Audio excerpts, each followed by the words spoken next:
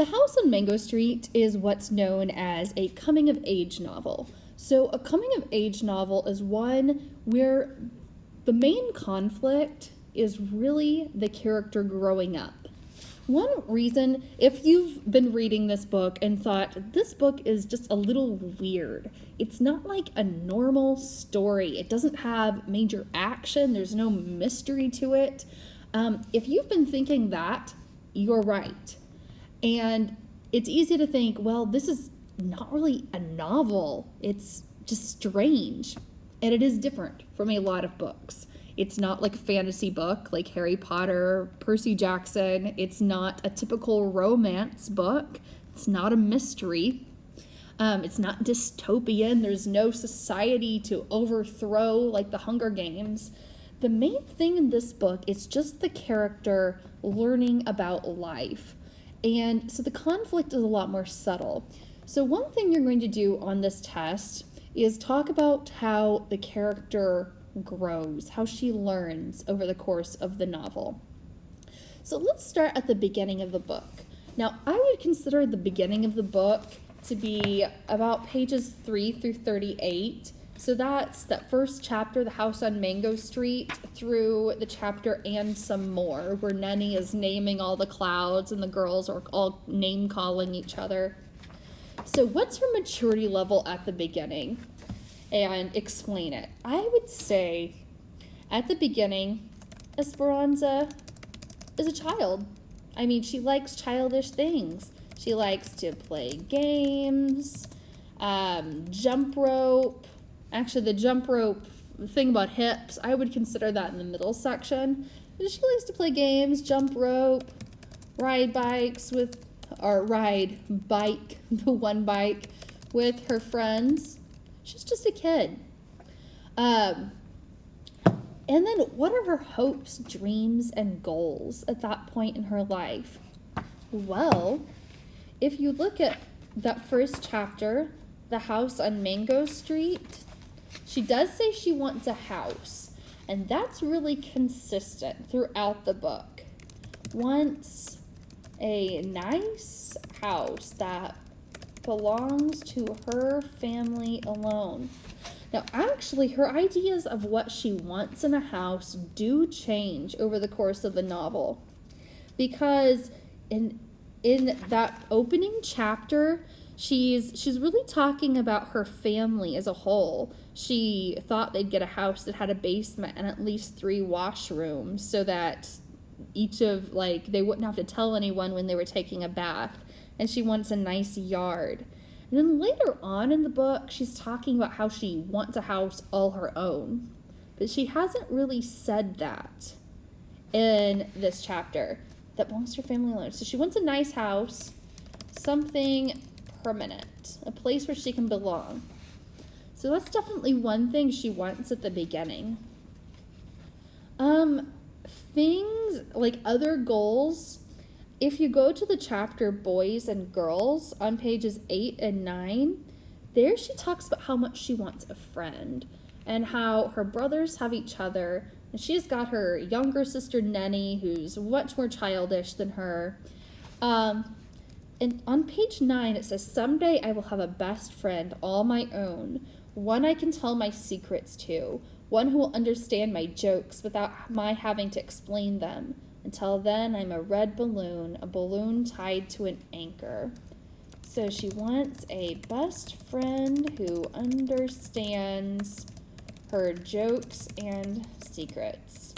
So those are 2 things she wants when she's very young. Or the book actually takes place over the course of just 1 year. But if you think this character is maybe about 12-year-olds change a lot in a year. I have taught 6th graders and worked with 6th graders, and let me tell you, a 6th grader at the beginning of the school year is not the same as a 6th grader at the end of the school year. 6th graders change so much over the course of a year. Maybe you can remember back to your own 6th grade year and think about that. The year you're 12, you change quite a bit. So I would assume the character is about 12, but that's just based on my personal experience. So what's something she learns, or maybe a formative experience that Esperanza has near the beginning of the book.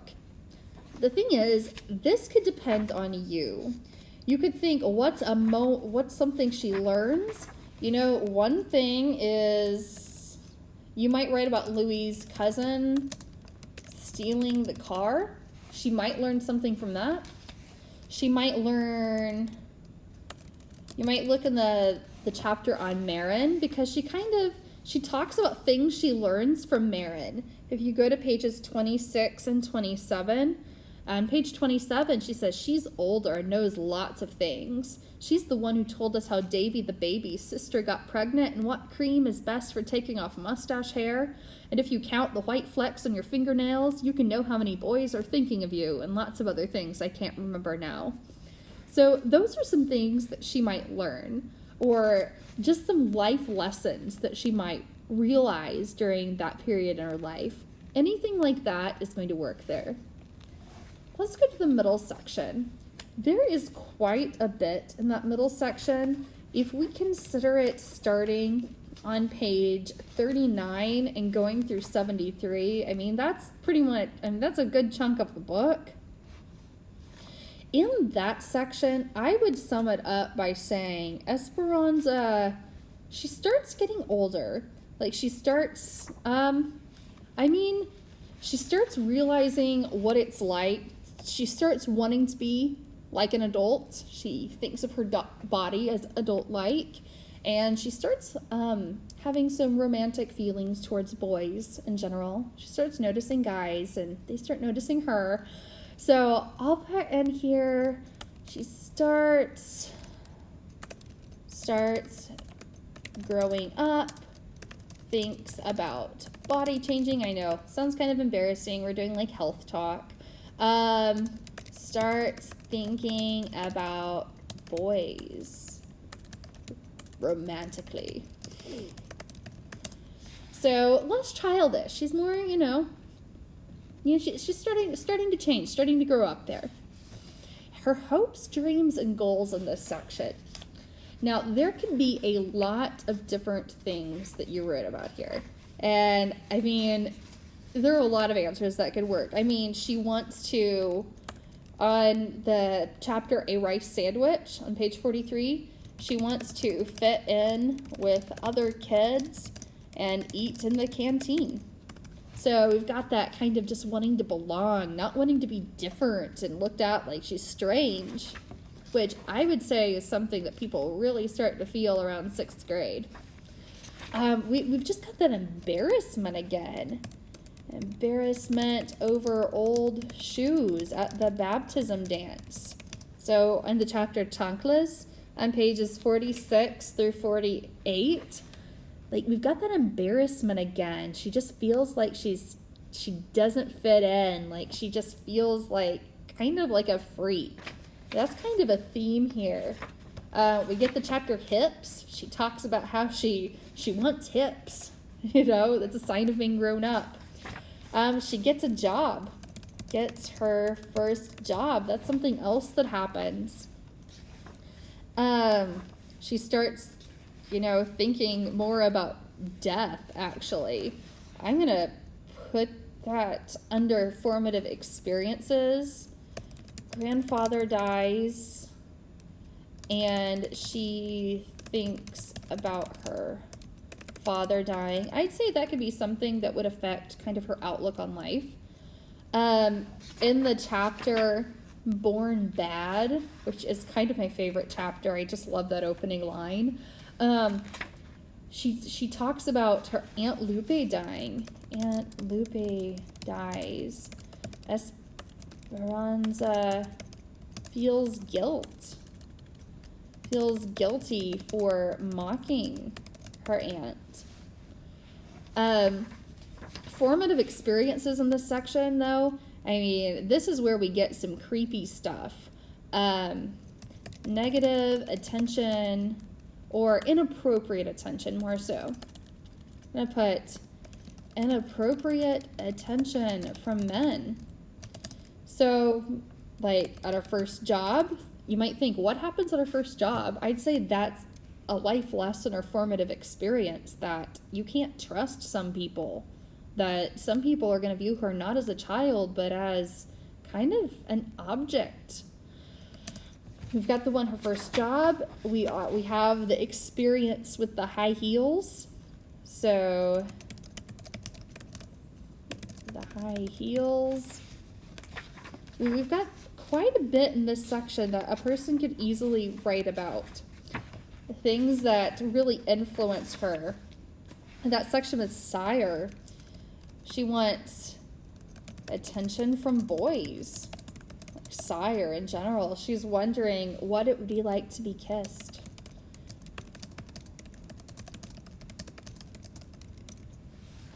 So all of those things could fit in there, and she still wants a house. Wants a house of her own. So that hasn't changed. And that's interesting. That's the one constant throughout this book. If you go to the chapter, Elenita Cards Palm Water, she says, let's see, if we go to page 64, she says, what about a house? I say, because that's what I came for. Ah, yes, a home in the heart. I see a home in the heart. So she's starting to think, again, she still wants that house. And she doesn't want to know anything else about a from this fortune teller. Like, she doesn't want to know about, like, romance or a future husband or number of children or anything traditional like that. She just wants to know about a house. So that's a huge goal that you could write about and have that example. If you go to the end, I would say pages 74 through 110, I would consider those the end, really.